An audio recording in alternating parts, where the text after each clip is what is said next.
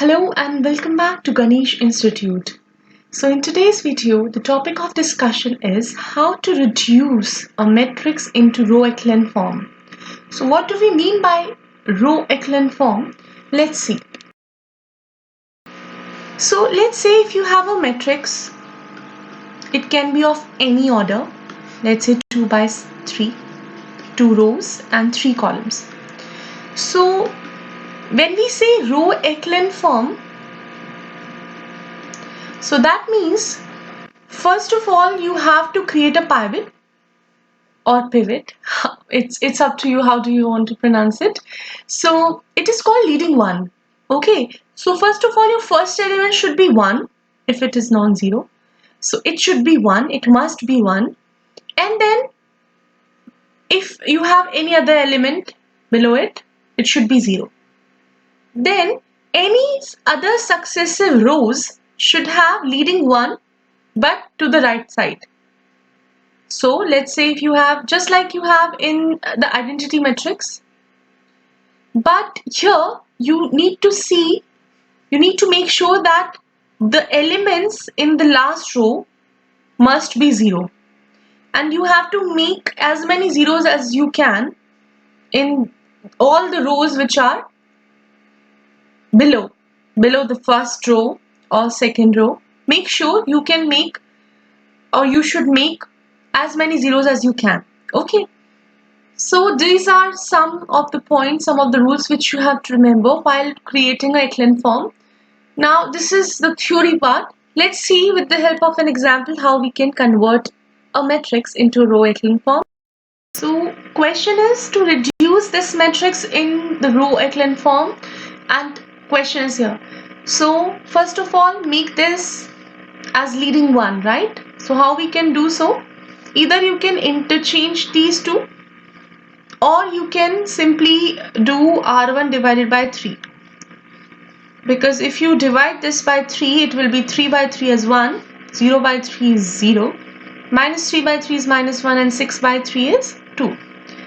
Rest all I'm rewriting them because these are as same as they are in the question. Now what we need is all these elements should be 0, right? So how we can convert them as 0? So if I take away 1 from here, right, that means twice of, so it is 2. If I take away 2 from here, that means twice of R1, it will give us 0, right? Similarly, if I take away, it is 0, that is fine.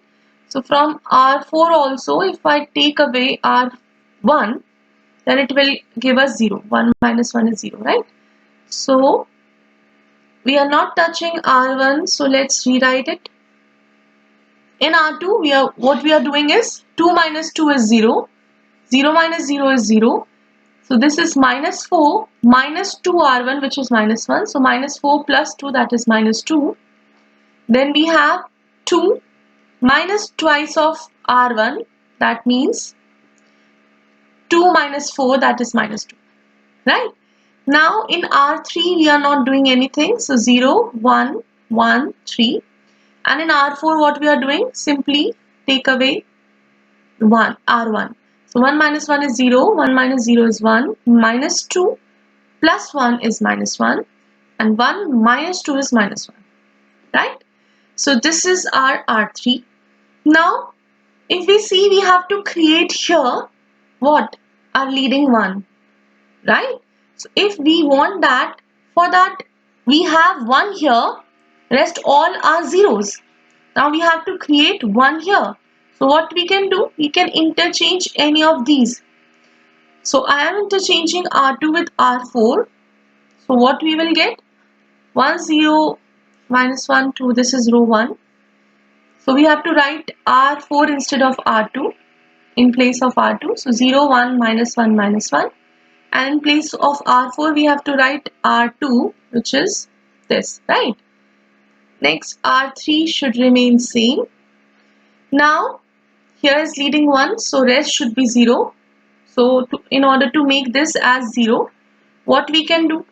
So we have interchanged it. What we can do? we can take away R2 from it. So if we do so, first row is same. In second row, you don't have to do anything. It is going accordingly.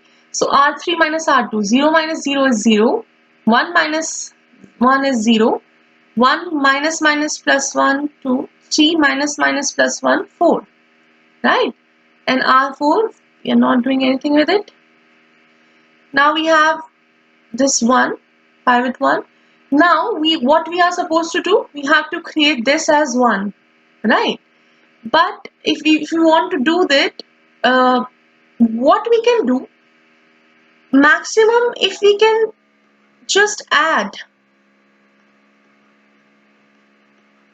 Firstly, try to make this as 0, whole 0, and see if it works. So R4 tends to R3 plus R4. So 1, 0 minus 1, 2. Then R2, we are not doing anything. In R3, we are not doing anything. It is easier. We have to create 1 here. We will divide it by 2 and we will get 1. But to make it 0, see, if we add these two, what we will get?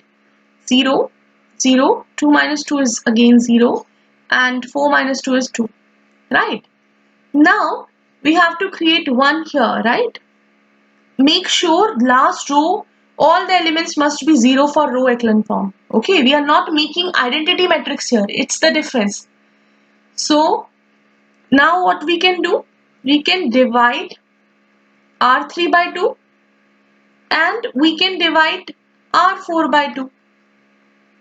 Okay, so what it will form? 1, 0, minus 1, 2, 0, 1, minus 1, minus 1.